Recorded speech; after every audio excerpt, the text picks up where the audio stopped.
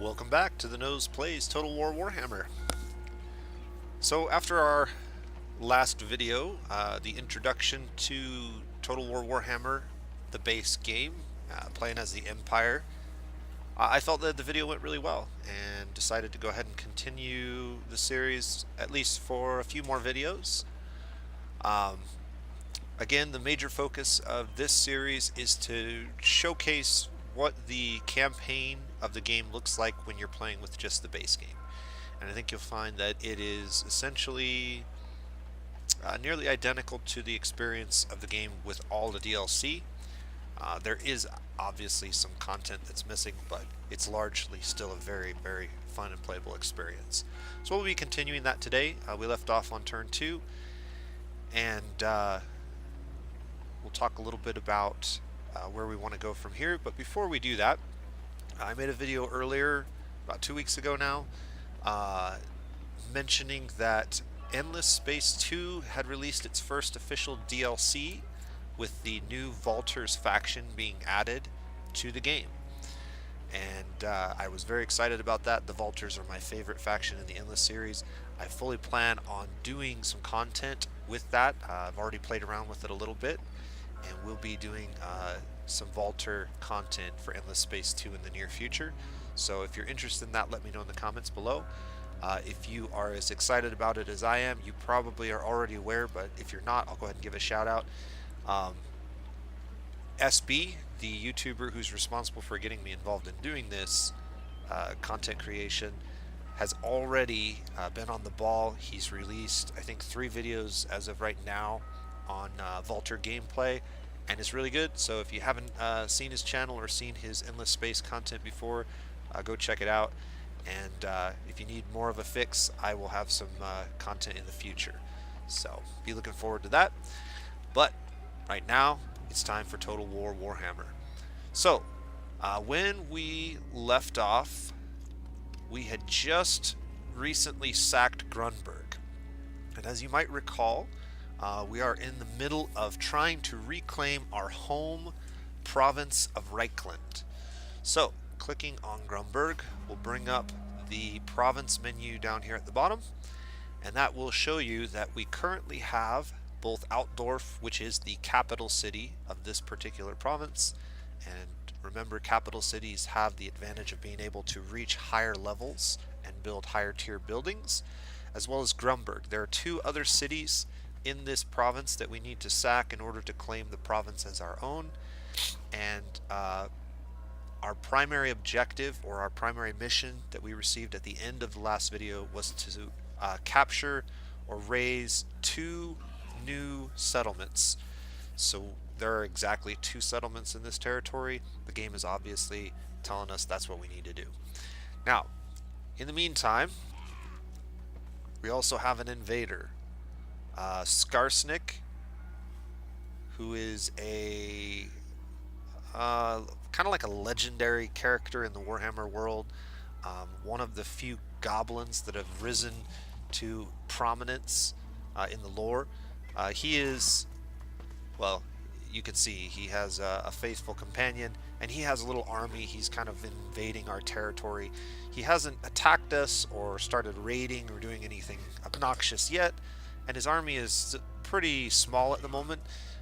We can also see that he's marched the army to that location currently, which means that if we attack them right now, they will be at a disadvantage. Their army will start the game, start the fight as being tired, which has some negative effects on some of their stat lines.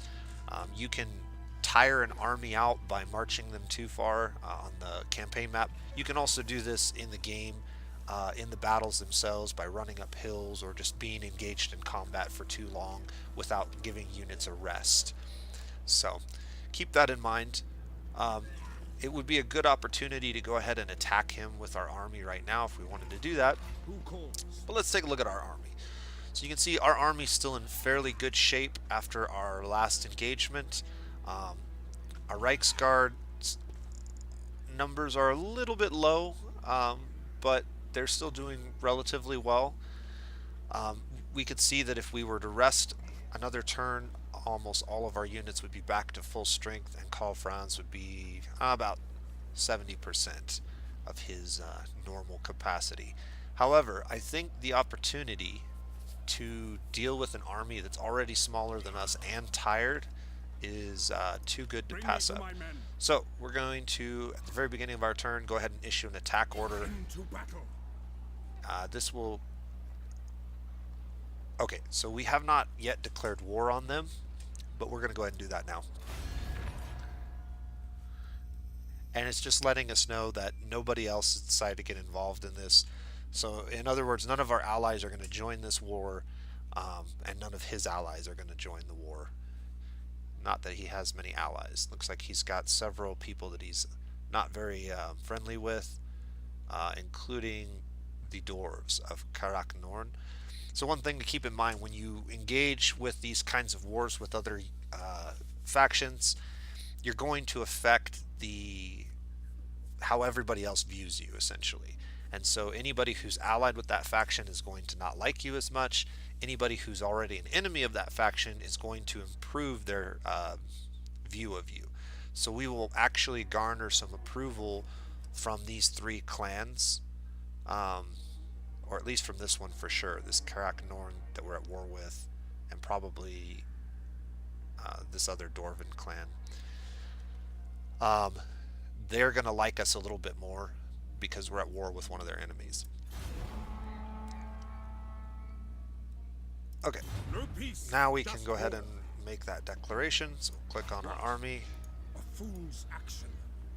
And actually, for some reason, our movement has already been used, so we won't be able to do that quite yet. Let's go. What I'll do then is I'll just go back into Grumberg, and that will allow us to heal our units, and then we'll try to attack them at the beginning of next turn. I probably should have checked and seen if we had the movement for that, but that's fine. Okay, so let's kind of scroll over here, and you can see there's like a canyon between these two mountains, and right at the mouth of the canyon is the settlement of Helmgart, and then up north is Eilhart. If we look carefully, we can see that Eilhart has a small army as well as its garrison. I will not obey. He doesn't have a lot of units in this army, but he does have some. And then Helmgart, excuse me, just has its garrison. We don't know what the garrison at Helmgart is. We know that it's 5 units strong. Eilhart has 2 swordsmen and 3 spearmen. I'm guessing that all of these are identical, so we can expect 2 swordsmen and 3 spearmen at both of these, plus whatever is in Hans Zindler's army. Okay. Notice also that the garrison at Altdorf is much larger. That's partially because it is a capital city, so the capital city is always going to have a larger garrison. Also because we've improved some upgrades, so some of the buildings that we build throughout the game will add units to this garrison, and it can get quite large and quite defensive, so that you don't actually need an army stationed there to defend it, although it's always helpful.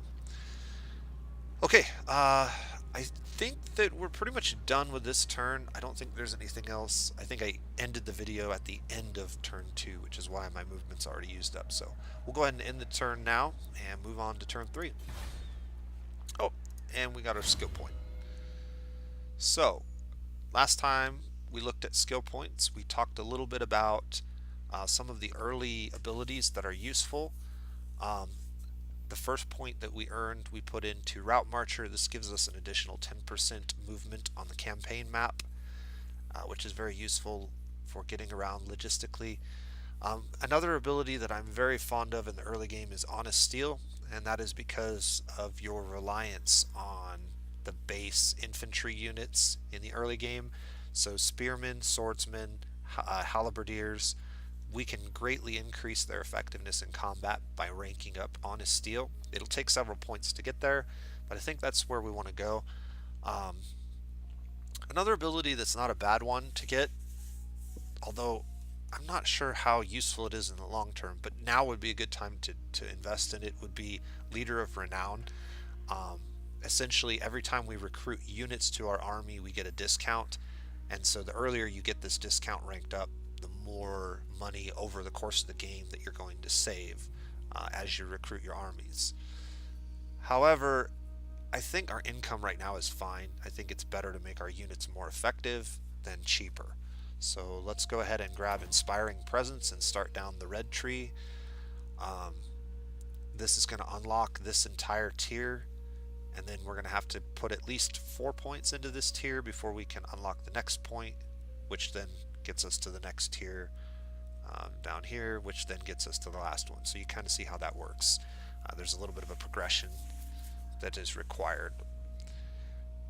So we'll put a point in here, and then we'll probably put our next 3 points into Honest Steel. We might pick up Hold the Line, which is a really good ability for keeping units in the fight once they do break. But for now, that's probably good.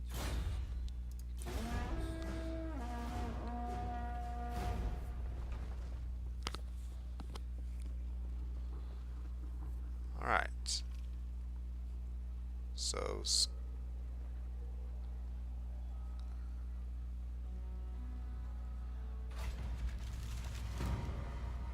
So one of the other factions just got wiped out. That's good. It's one that we wouldn't care so much about. The Skull Smashers are probably an orc tribe, it sounds like. They've been obliterated, so that means we won't have to deal with them. Unfortunately, that also means that another tribe is now stronger, has taken over their territory, and has gotten more powerful. Okay, all of our units are back to full strength except for our cavalry and Karl Franz. One more turn of rest would allow that to happen, but not a chance.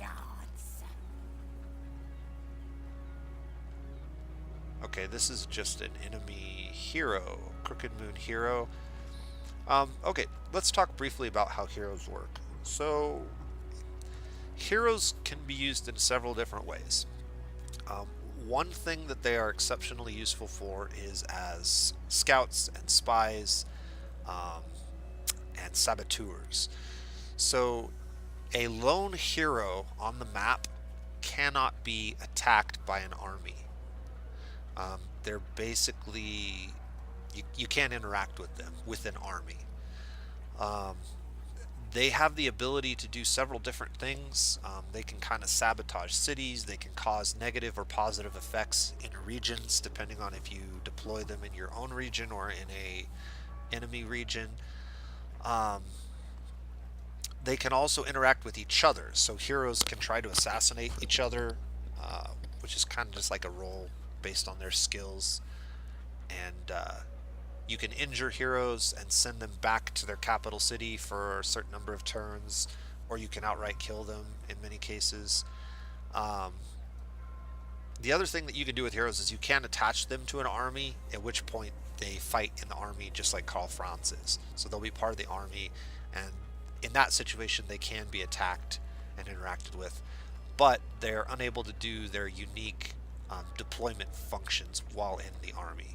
They have to be removed from the army to do those things. We'll use some of those abilities later in the game, but we won't be able to interact with this guy since we don't have a hero that's by himself. I don't think... I'll have to double check at some point. Lords can walk around like a hero, but I think even when they're by themselves, they are unable to interact as a hero. But we'll try it out later when we have an opportunity. I can't recall if that's a thing or not, if lords count as heroes or only heroes do, in terms of the ability to assassinate each other or combat one another in one-on-one combat. Okay, Skarsnik's army has disappeared. So there's a couple of things that could have happened with Skarsnik's army. They could have retreated and I just didn't notice it, which is very possible. They could have moved outside of our line of sight, or they could have set an ambush. Now, if they set an ambush, that means if we walk into that red sphere, accidentally, we will get attacked and we will not get to deploy our units in a position that is optimal for us. So they'll get the opportunity to get the drop on us in an ambush. since his army is missing, I'm not really concerned, and since they're not causing problems by raiding our province or anything like that, I think what we're going to do instead is we're going to spend one more turn resting and recruiting new units, and then we're going to head over towards Helmgart. We might even head over that way first. So let's see here.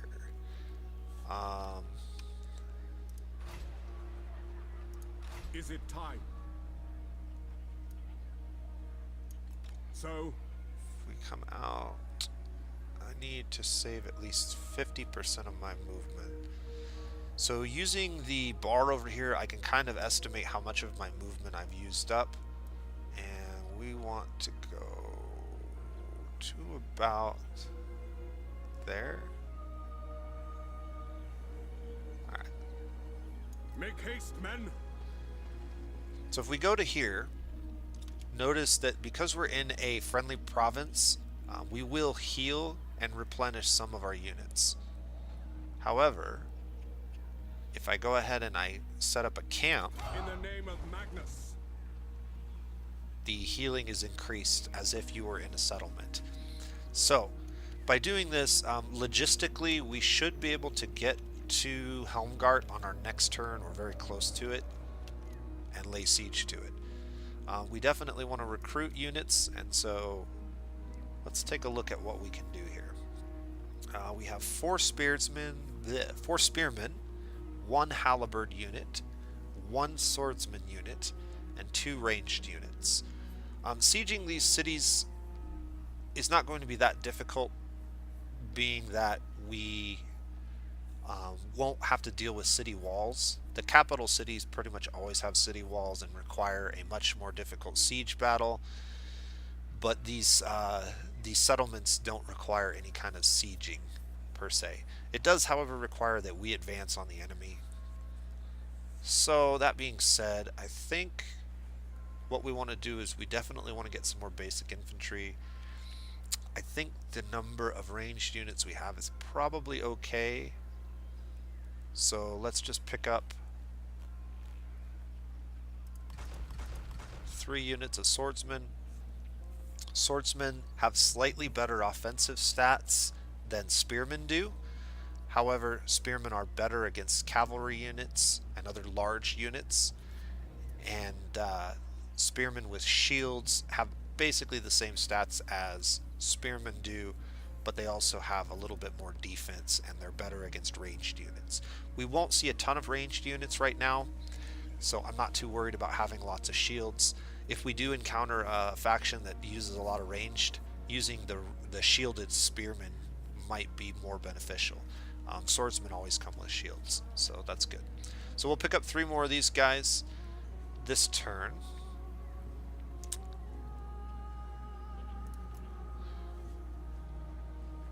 I'll talk about this maybe in the next video or maybe later in this video, depending on if it comes up. But this global recruitment pool has 3 slots as well. It works a little bit differently.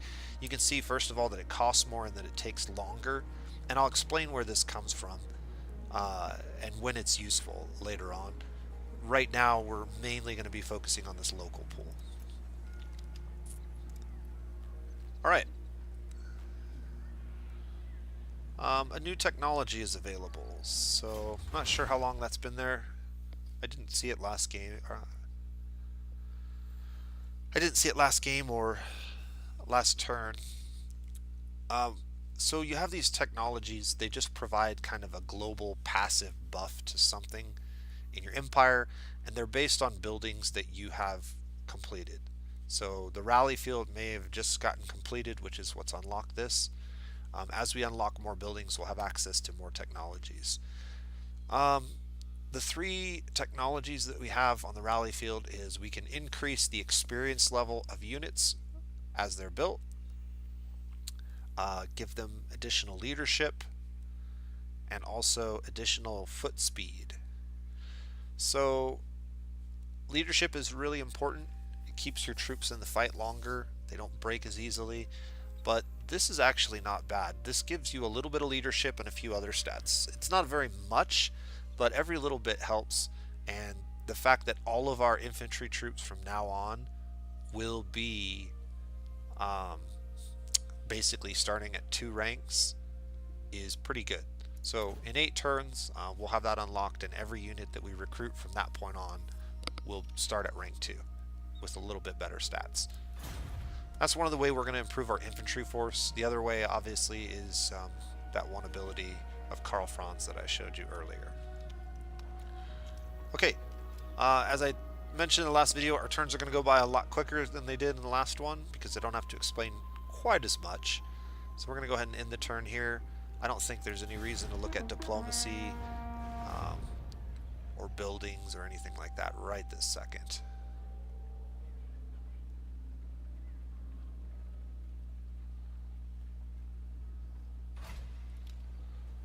Alright, you can see his army is getting stronger. Not likely. So he's at 9 of 20. Grumberg has the ability to upgrade to tier 2. I think we're going to hold off on that.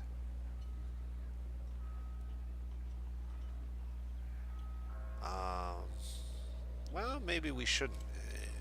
Grumberg's kind of stalled at the moment.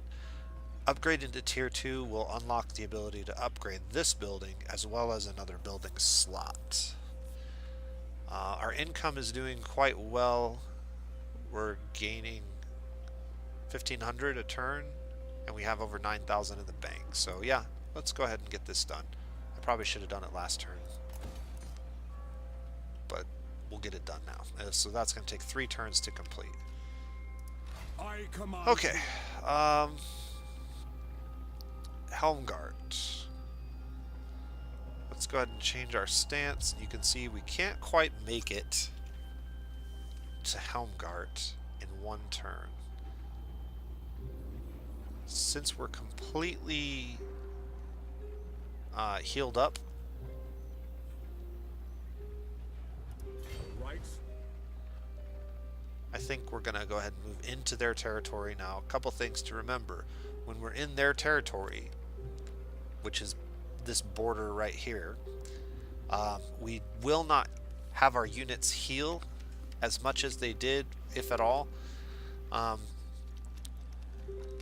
unless we set up camp.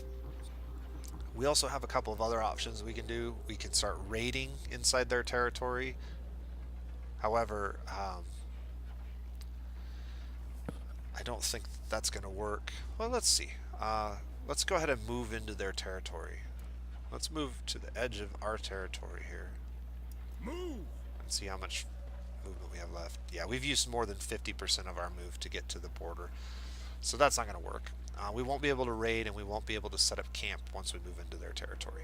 It's actually showing that I can still set up an ambush though. Okay, let's do that. Let's move a little bit further into their territory. Moving off. And then set up an ambush. I see no other option. So what an ambush does is it makes us disappear from the map. Nobody can see us. When an enemy moves close enough to us, we will have the option of engaging in a fight with them, and there's a chance that we'll get special deployment options. So basically they'll be lined up in a row, marching down the road, and we'll get to attack them from that position. They don't get to set their deployment.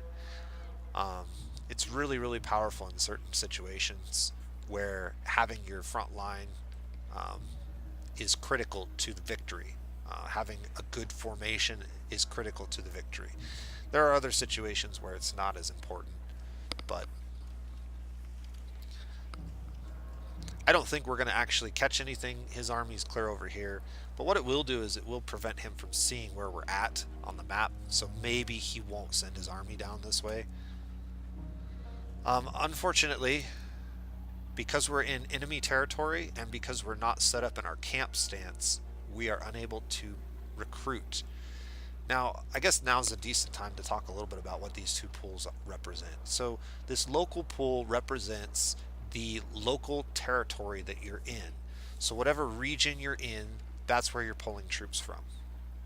Now, because we're in enemy territory, obviously we can't pull troops from them. However, you can still pull troops from your global pool, and your global pool includes all of your provinces. But because you're pulling them from farther away than you normally would, or you're pulling them in addition to your local province, it costs more, and it takes longer for those units to get there. So keep that in mind. If you do pull from a global pool, you'll be stationary until all of the troops arrive.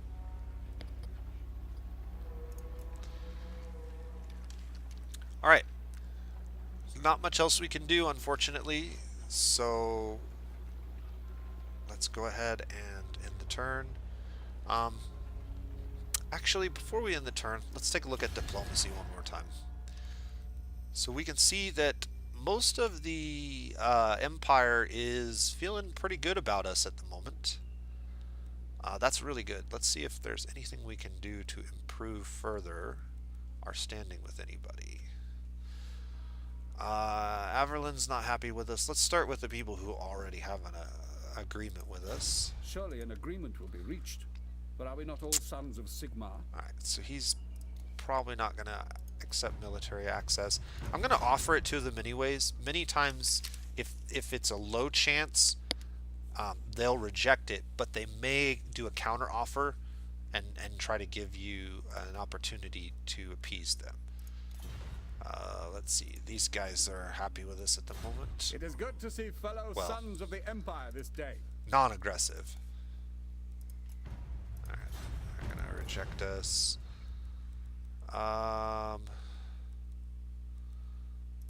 Ostermark? Greetings on behalf of the Empire. Now what brings you here with a sheep? Oh. Osterland? Greetings on behalf of the Empire. Now what brings you here with a Trade sheep agreement. blade? Nope. Stirland. Come then. Only Sigmar's here we god go. Ulrich can judge it worthy or no. Trade agreement. They've accepted. Good. So more income for us.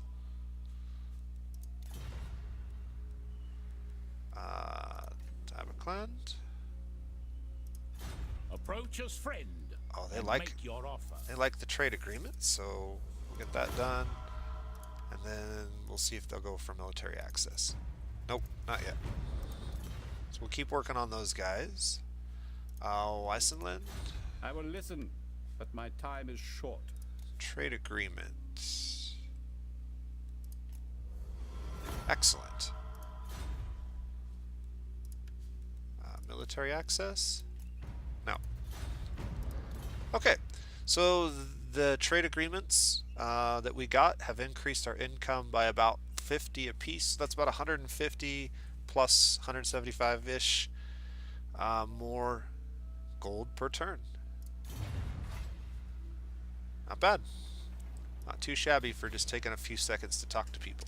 And you should do that every couple turns, really. Just take a peek at the diplomacy screen, see if there's any opportunity to improve your standing with certain individuals. There's some advanced tactics to that. If you want to take the time and really look at who's fighting who at a moment, you can kind of pick and choose battles to help influence other tribes or other factions. So we might get into that. I don't know if this video series will go that long, but it's definitely a deep part of the game and one that I appreciate. Diplomacy is really poorly done in a lot of strategy games. I think it's done pretty well in this game. And I think overall you really get the sense that over time people's attitudes towards you change in a predictable and reasonable way. Okay, we'll go ahead and end our turn.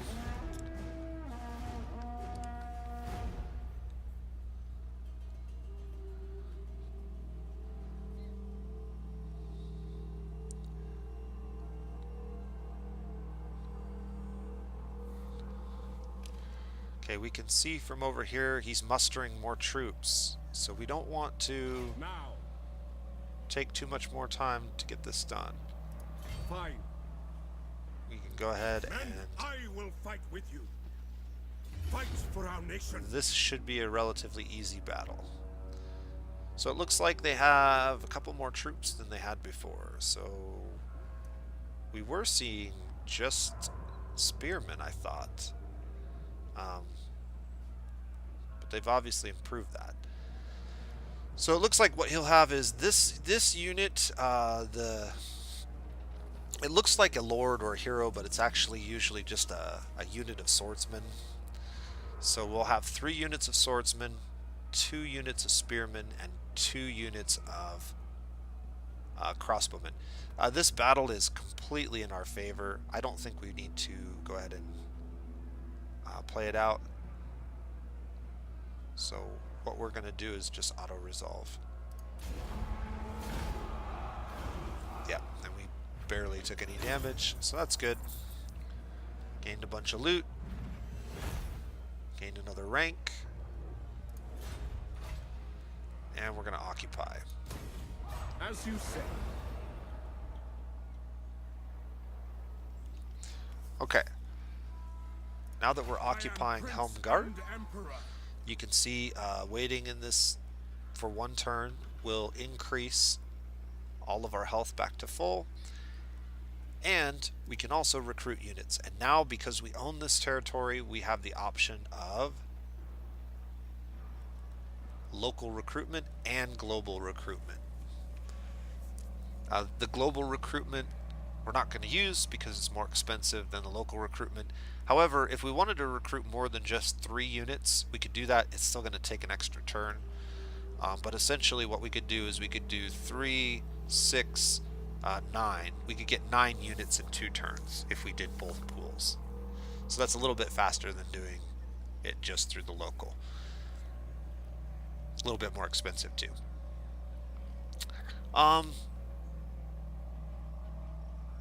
Unfortunately, we don't really have any options as far as like variety.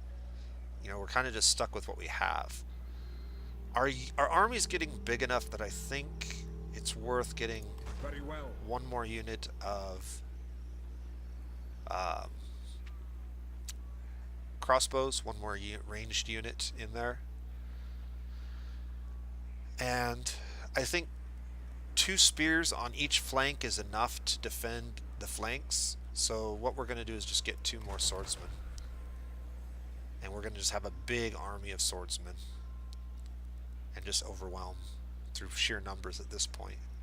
That's not typically the Empire strategy, but that's how we have to play considering where we're at in the tech.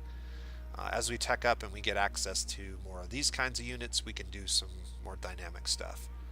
But I think it's important to keep your numbers high. Alright, we'll go ahead and recruit that. Helmgart has the ability to upgrade something, so let's take a peek. Helmgart is in a similar situation to what Grumberg was in, where I think we're unable to upgrade any buildings until we upgrade this building first. So this is a tier 1 rally field. We already have a copy of that over here. This is the situation I mentioned in the last video where it may be better to go ahead and level this one up to rank 3 and tear this one down and put something else in this slot. In fact, well, it will require this getting to rank 2 before we have the option of doing that and maintaining the access to crossbows and halberds. So let's go ahead and get this guy ranked up to 2. For the building slots, looking forward, I think what we want to do is build this up to rank 3, build the blacksmith shop here, which gives us access to the additional units, and then in this slot, maybe build the garrison building, which gives us extra defensive units, so we don't have to worry about having a large army here. I think that's probably what we're going to do tentatively with Helmgart.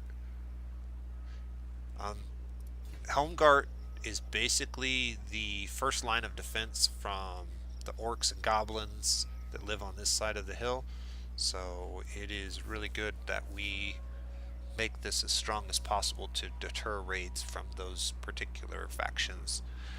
The other thing that we can do right now, we did a little chit-chatting with our friends in the Empire, but we also have some friends across the mountains in Bretonia. And so Welcome to Bretonia, stranger. we want to try to get some trade agreements with these guys as soon as possible. Okay, he's not ready for a trade agreement. What about you? These lands are ours Can we by get- the right can we granted be from the friends? Lady of... Yes. I like it. Can we...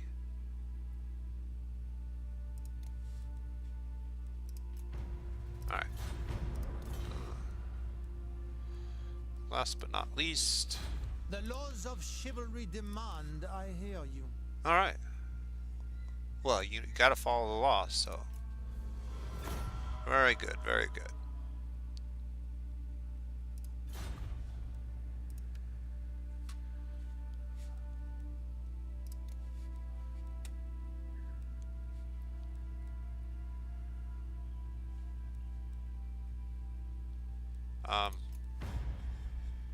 Oh, he's willing to if we join the war against... Oh, I see. So he's willing to join the war against the Crooked Moons if we give him 200. I'm totally happy with that arrangement. So yeah.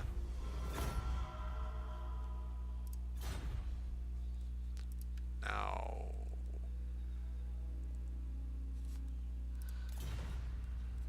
I want to go back to here. So this guy has access to our region, like we're like neighbors. One thing that would be useful is if we could get military access to move back and forth into each other's territory without having problems. So if you move into somebody's territory and you don't have negotiated military access, it will lower your approval rating with them. And my dog's barking.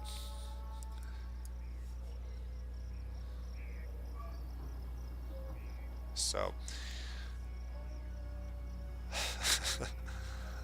unfortunately they like to howl every now and then. So as I was saying, maybe we could negotiate some military access with this guy.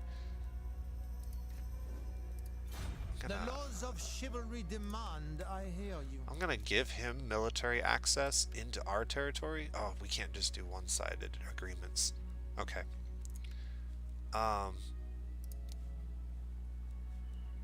Maybe we'll give him a small gift.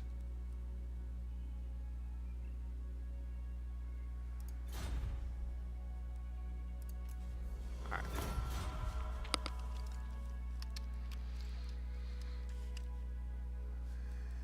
And I think next turn we'll talk to the dwarves.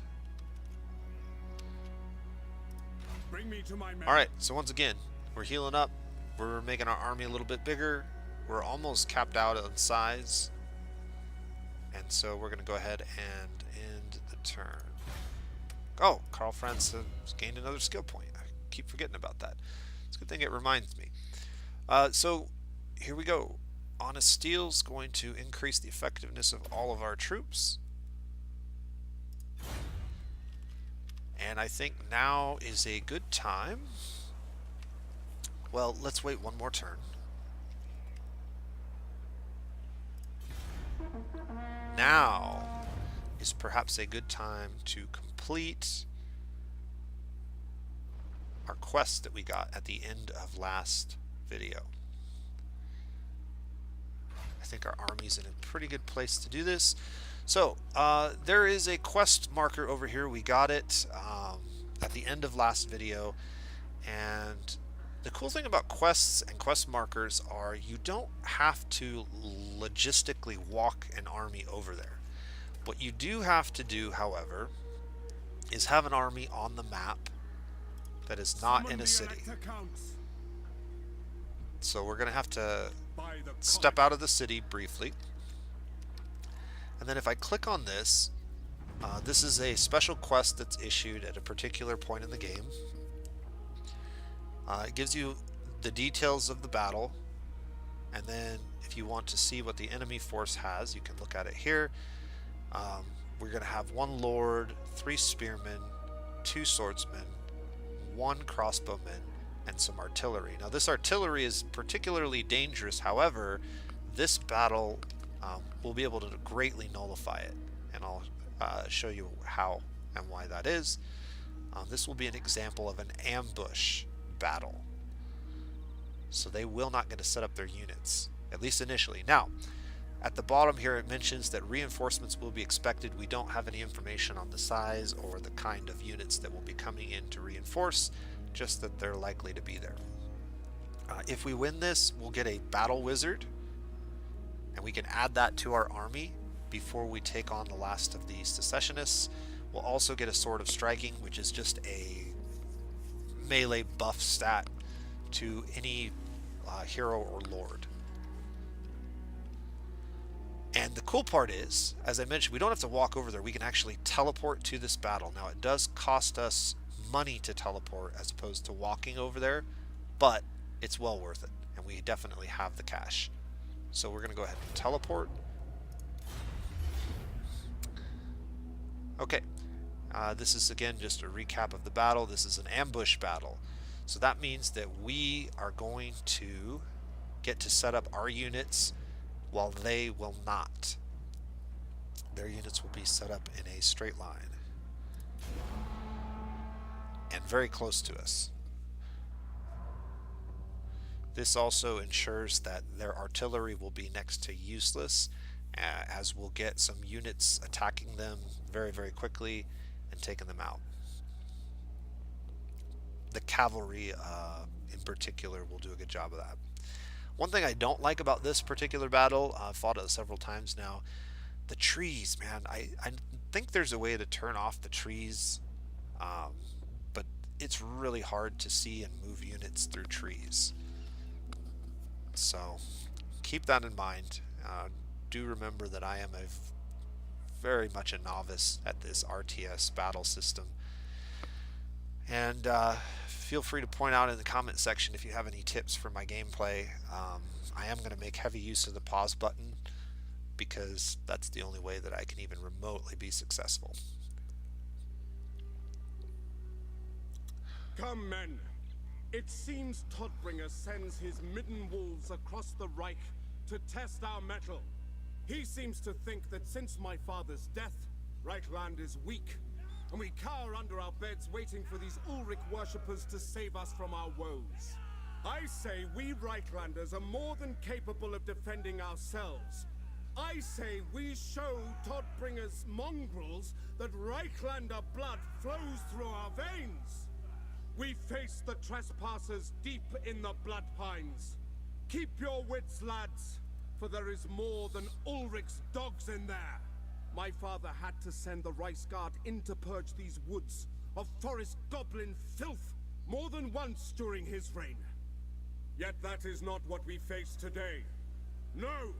Today we send the Elector Count of Middenland a message that it is the House of Franz that protects the borders of Riekland.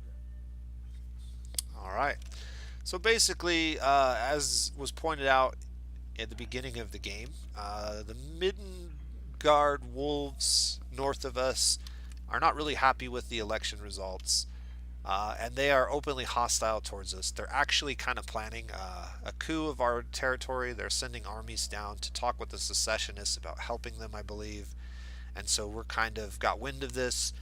We've set up an ambush along their path to their meeting, and we're going to attack them before the other guys get here, at which point they will come in as reinforcements on the other end of the map. So we'll have to deal with 2 smaller armies. And this is an ambush map, so you can see they don't get to choose their deployment. They're just kind of all lined up, and we get to start right on the edge of them and attack from a very close position, so they're not going to have a lot of time to react to however we do end up setting our units up. I'm going to go ahead and grab all the swordsmen, and we're going to put them line right like that. And we should be able to get onto these guys pretty quickly. I'm going to grab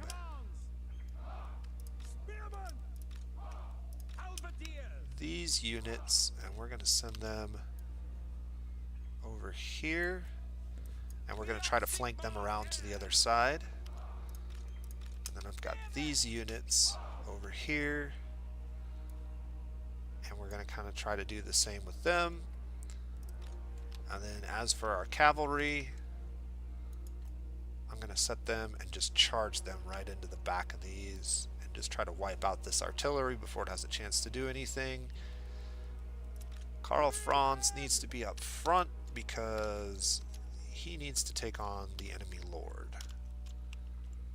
Alright, what do we have left?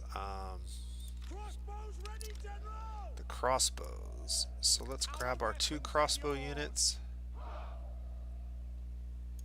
Just kind of set them here. And our handgunners, I want to set them over here, and we're going to have them target the Lord as well. Alright, that should be good enough. Pause the game, and you attack that. Karl Franz, where are you at? I want you to attack the hero. I want this unit on that one. This unit on that one. This unit on that.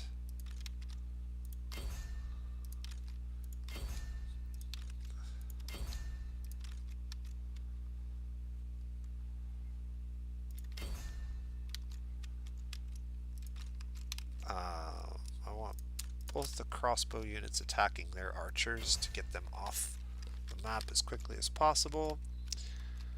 I want these units to swing around like that.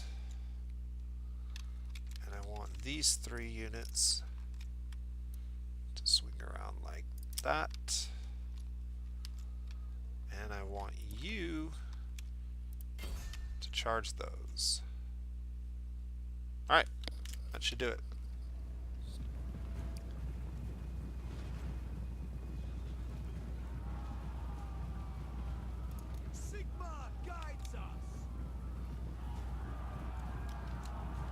Should be able to get into these units pretty quickly.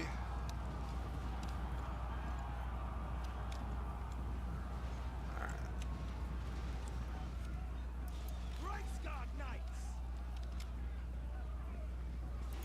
No lingering! All weapons are yours! Spin it! Sigmar guides us! Ready! Get them! Alright, let's check out Karl Franz. Where are you at, dude? Okay, you're fine. Sigmar, come on! Spin it! Yes, my lord! Alright, we've already routed a bunch of their guys.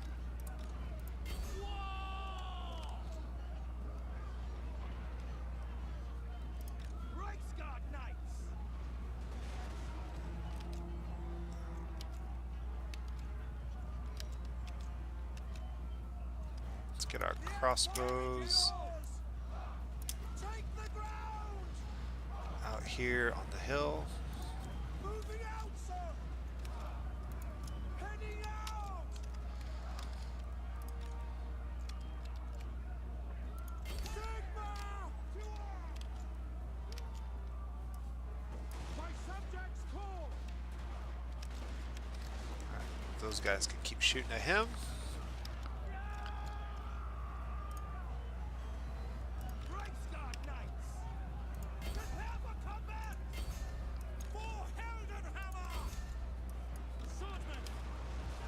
That unit is completely broken.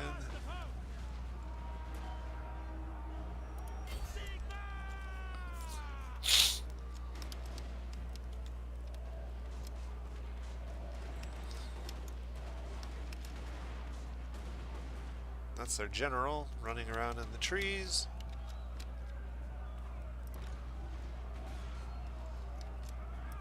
Halberdiers! Yes, General! Prepare for combat! Alright, this should break the last of those troops. Orders? We serve the Emperor! Taking position! Swordsman! Crossbow! Moving now! Got my...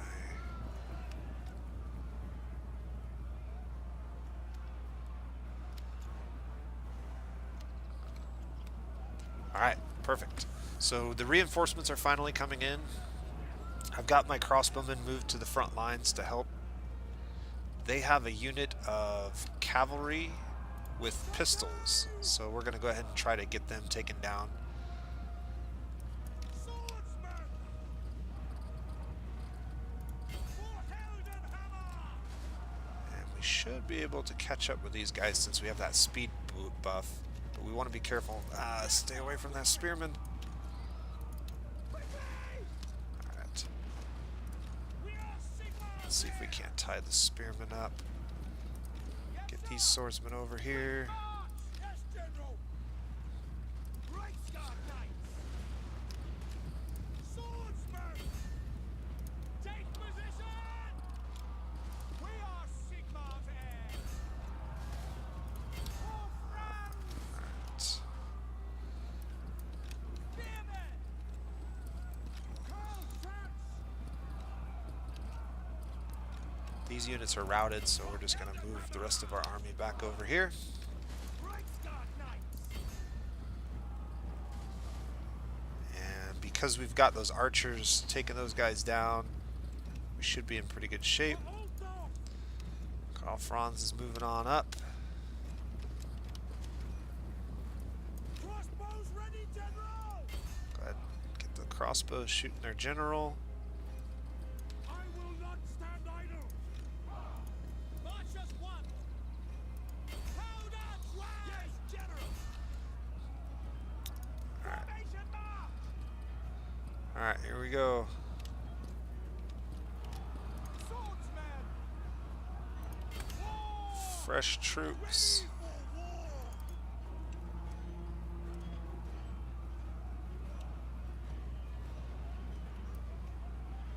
Moving! Got that unit to go around the side. Awaiting orders!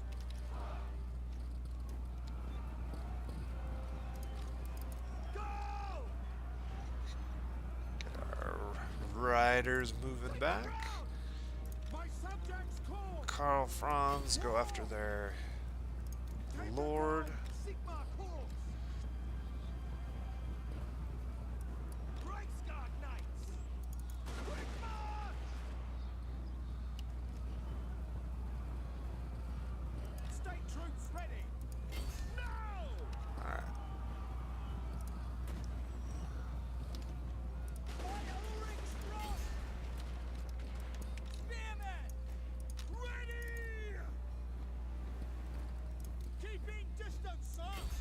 We await your orders! Moving out! Move out!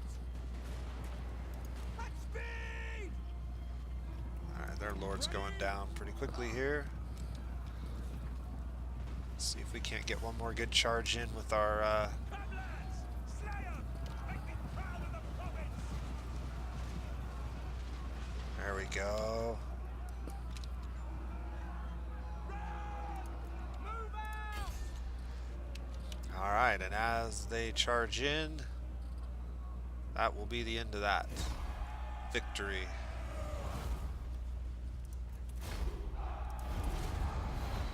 Well done, lads. So we took a little bit of damage, but that's to be expected. Our Riekland unit is ranking up nicely, getting lots of kills. 196 kills, very effective.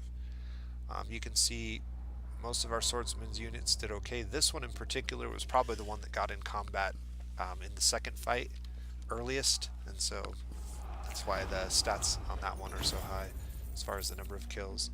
So we did good. Gained another rank. We have a couple of options here. We can replenish our units by a fair margin, or we can gain some leadership, or we can gain some treasure. I think I'm going to go ahead and take the healing, and that's going to teleport us back to where we were. Looks like we have a new follower, so let's take a look at that. We have several things, actually. We also have a wizard now. A gray wizard. I've not used the gray wizard yet, so that'll be interesting.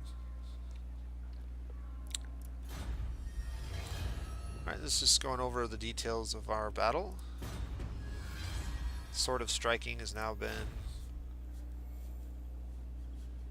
gathered. Summon the Elector Counts. We're going to Step to it. go back here. This is going to heal our units mostly to full. We're going to recruit just a little bit more.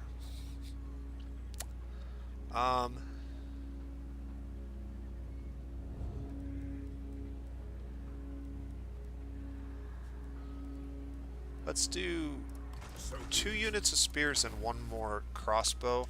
That'll give us 3 units on each flank, 1 unit of halberds in reserve, and 4 ranged military units. Alright, let's check out Karl Franz. He's gained another rank, but before we go to the skills page, we're going to take a look at this page. So this is where you can equip some of the things that you collect through fighting. One of the things that all of these guys get are banners and followers. So we've already equipped this banner to our horses.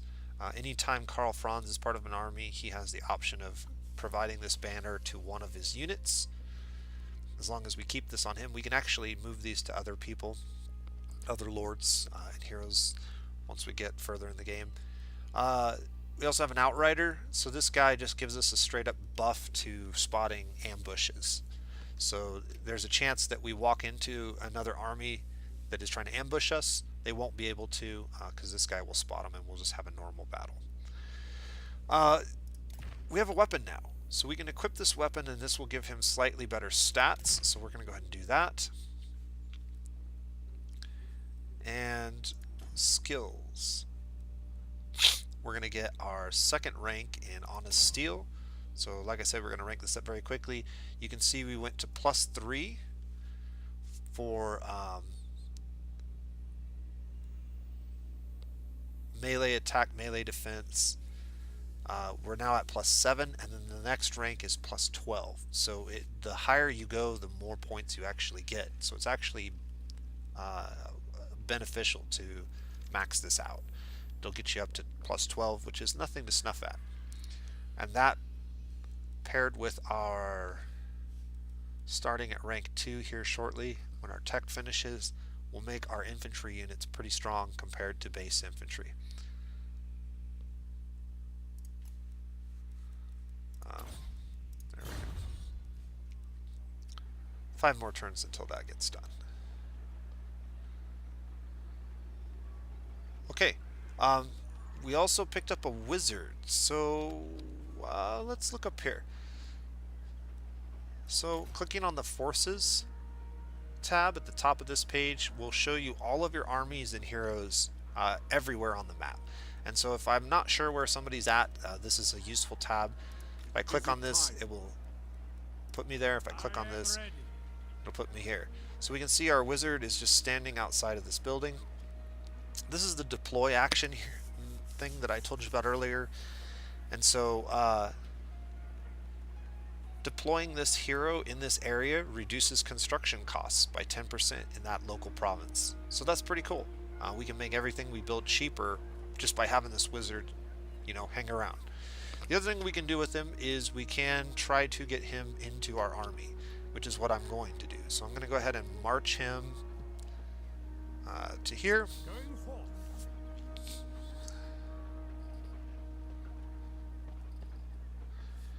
And next turn, we'll be able to add him to our army and head up to Isleheart.